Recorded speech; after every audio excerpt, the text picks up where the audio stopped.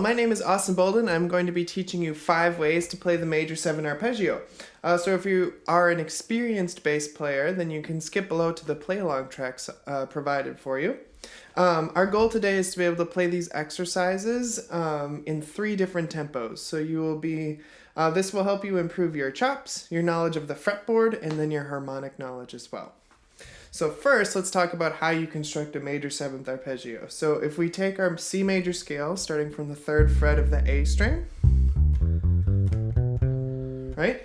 If we just say the letters C, D, E, F, G, A, B, C, and then we apply a number to each one of those, 1, 2, 3, 4, 5, 6, 7, 1, we found our 7th for our 7th chord. So what a major 7th chord is our triad, so that would be C, E, G, and then our 7th, which would be B, and then we can go back up to our C. So if we convert those to numbers, it'd be 1, 3, 5, 7, 1, 7, 5, 3, 1. Our first example is the major 7th arpeggio going up. 1, 3, 5, 7, 1, and then back down, 7, 5, 3.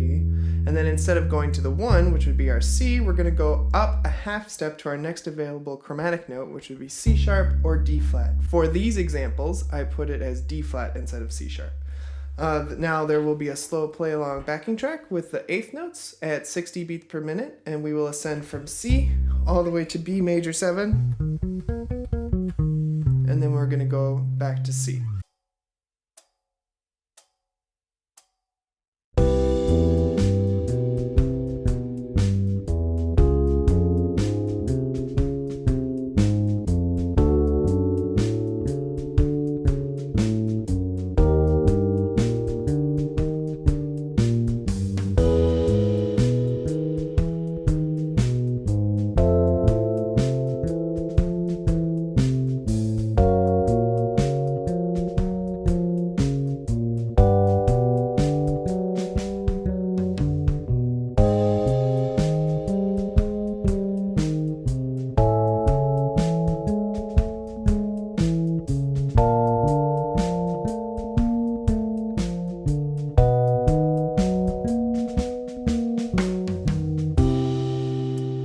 Our second example is going to include a couple more notes. So we're going to still start from the C. We're going to do C, E, G, B, C, E, G, E. Okay, so we're going to go up a little bit farther than we did before. So we're going to start from C. We're going to do this on the E string on the 8th fret. So we have 1, 3, 5, 7, and that's a good place to put a shift in there. If you're starting from the 2nd finger, 1st finger, 4th finger, and then do a little bit of a stretch with your 1st finger, or a little bit of a shift so that you can go up to here, playing that all very, very comfortably. If you want to, you can also play this starting on the 1st finger, right? And so you can do that either which way. So we're going to do the same thing that we did before. We're going to play the exercise, and then play the next half step. We're going to do that at 60 beats per minute, going from C all the way up until B major.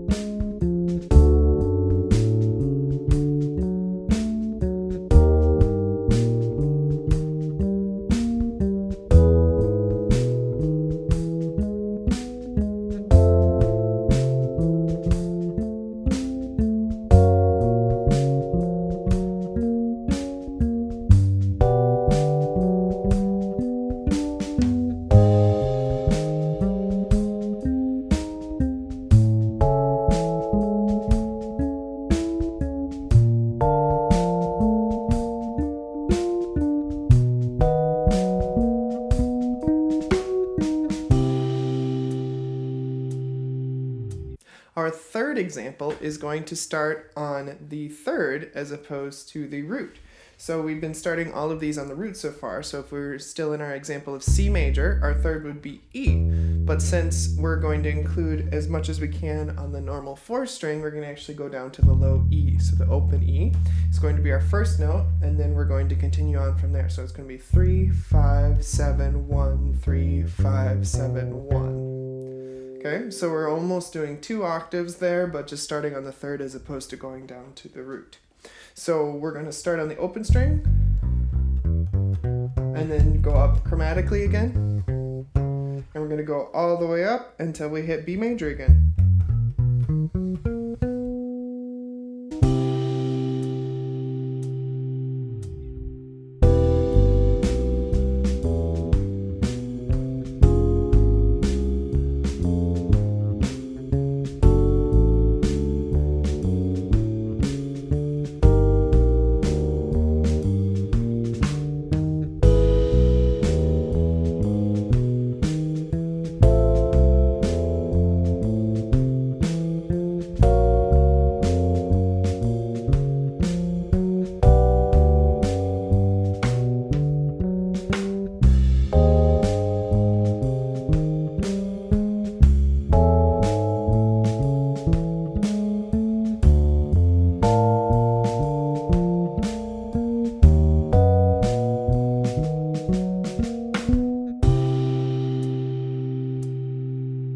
Our 4th example is going to start from the 5th. Now, there are a couple different ways to play this one. If you would like to play it all in one position, you're going to need a 5 string.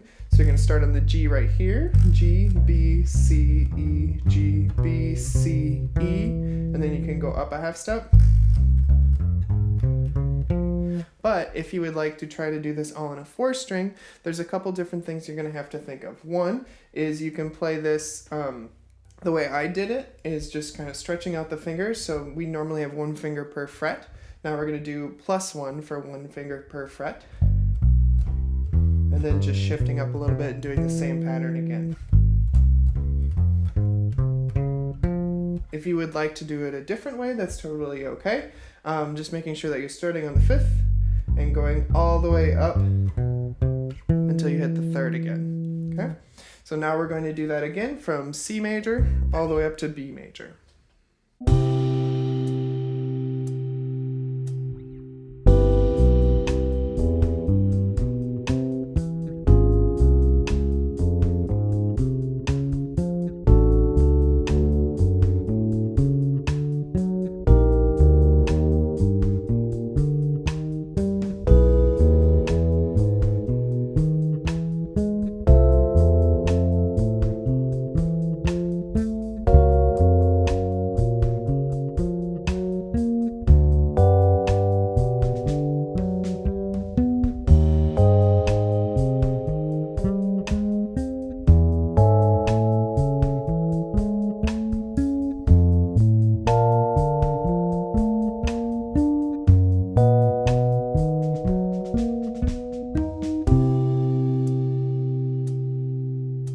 Our 5th way that we are going to play the C major 7th arpeggio is going to start from the 7th.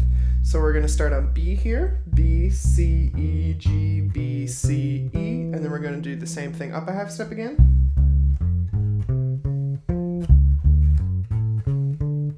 Right, so we're going to do that chromatically all the way up until we hit B major again. So this is going to look a lot like our second example that we did earlier, but instead of starting on C, we're just starting on B.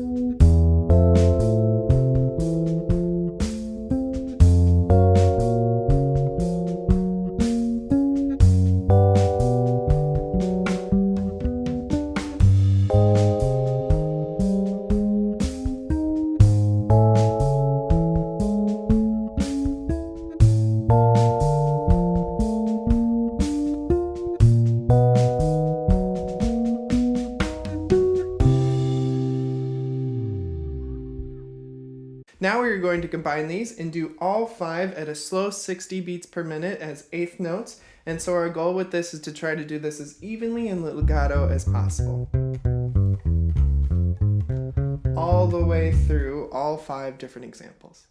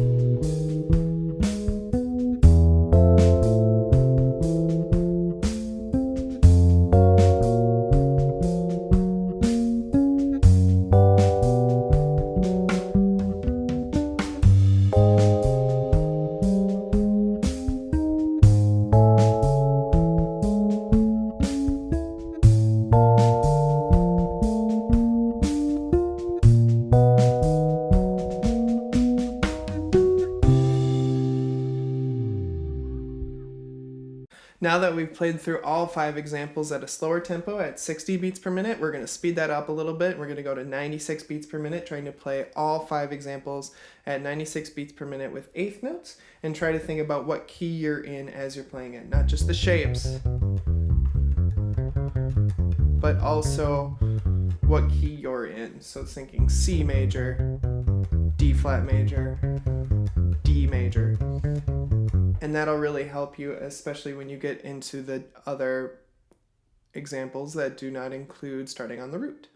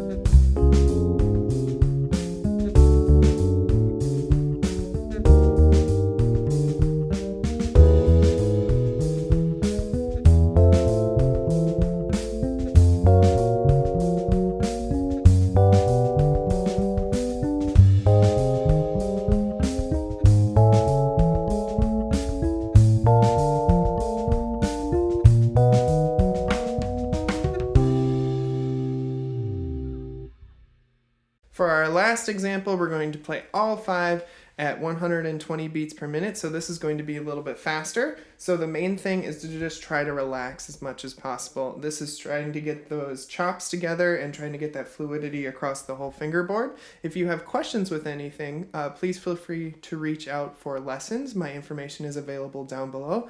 Please feel free to reach out through email, and I will get back to you as soon as I can.